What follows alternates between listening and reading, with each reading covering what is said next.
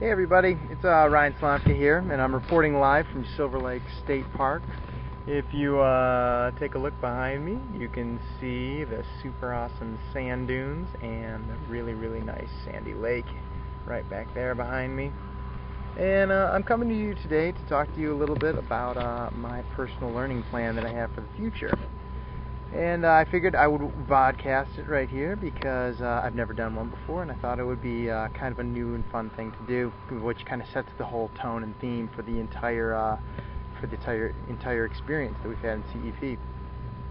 So there's a couple of questions. I just wanted to go through some of these questions and answer them for you. And I wanted to do it live in front of you. So let's do that right now. One of the first questions that came up, and probably the one that I thought was the most interesting one, was did you learn everything you set out to learn in our CEP hybrid class? Well, I did learn a lot of things. And when I entered the program, I knew that I wanted to learn about some things that I had never used before, and I wanted to expand my techno comfort zone. I did hit both of those goals. I learned about a lot of different tools and concepts during the program, and I feel a lot more comfortable working with more diverse technology. Some of the high points that I had during the course was I shot and edited my very first film. I thought that was really cool. I edited HTML code, which I thought was only for internet techno gurus. And I shot more than 200 pictures in one day alone, not to mention the thousands of pictures that I shot for the course in general. And I thought those were some really cool things. And the last thing, and probably the most headache one, is I discovered the vast universe of file types that exist out there, which was a very interesting experience. All of these things were totally foreign to me before I entered the course, and I'm really happy that I know about them now. I also think the greatest thing about the experience has been how capable I feel now when I am presented with new technology. I don't care what you put in front of me right now, as long as I have access to the internet and my brain with me. I'm pretty sure I could tackle pretty much any video editing software or music editing software or teaching tool or anything else that you put in front of me, just because of all of the different hurdles that have been placed in front of us during the CEP hybrid. So that I thought was a really great thing. Another question was, what skill sets do you still need to increase? And I need to increase my math topic specific skills. So I learned about a lot of tools and some really cool concepts, and I'm really happy about them. But what I want to do is I want to hone those so that they're very math specific in the future.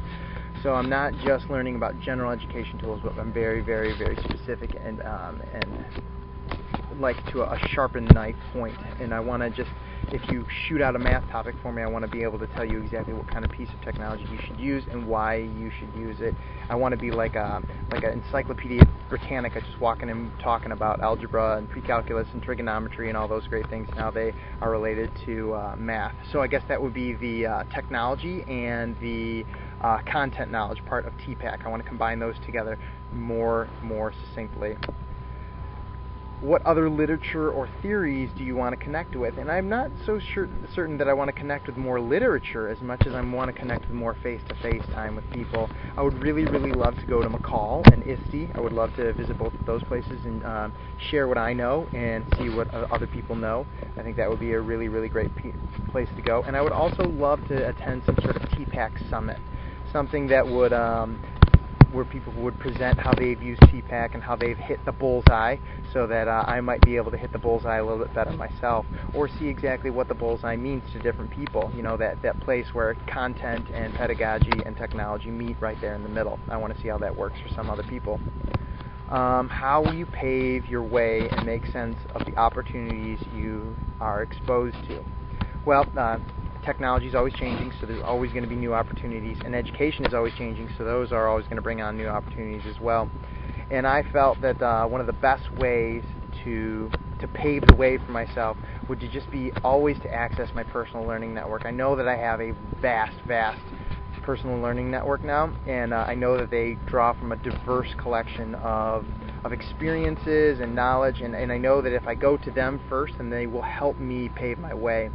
It's just been a good rule of thumb in my life to just emulate others, to take what others have done and really work around that. So I'm excited to do that. Another question is how are you going to take what you've learned here and integrate into your personal and professional workflows? Well, personally, I'm really excited to make videos and make some sort of projects with the different experiences that I have in my life. When I go on vacations, when I go to bike races, when I do anything that is meaningful, I'm really excited to just take some video and take some pictures and turn it into something that's better than the sum of its parts.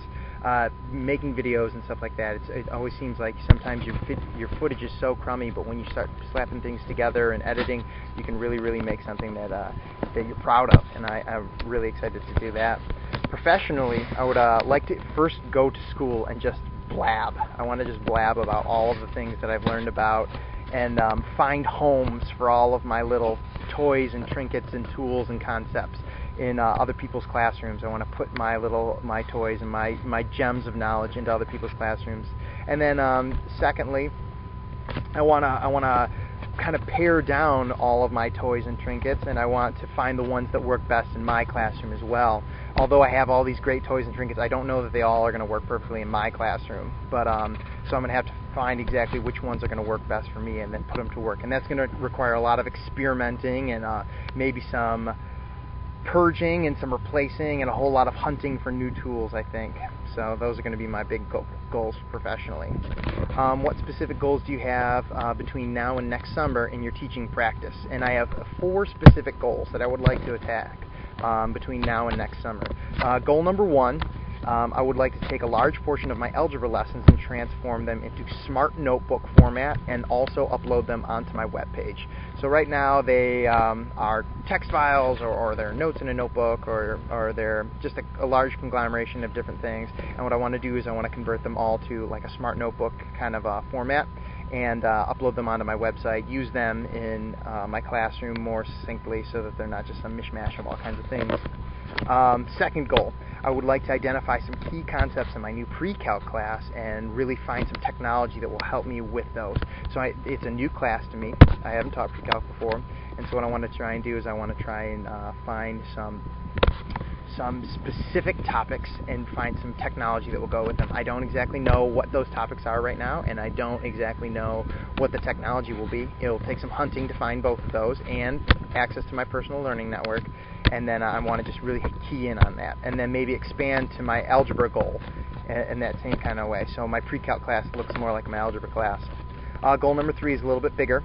I would like to create a unit that will utilize technology in a big way, and that will be so that the technology will be necessary and invisible. So I want to make sure that technology is used every day and for weeks, and I want it to be part of the assessment, and I want it to be part of the entire process. From day 1 we're using the technology, day 2 we're using the technology, day 3 the kids don't even care about the technology, they just need to get it done, and so they're just putting it to use, and they're becoming just experts on that.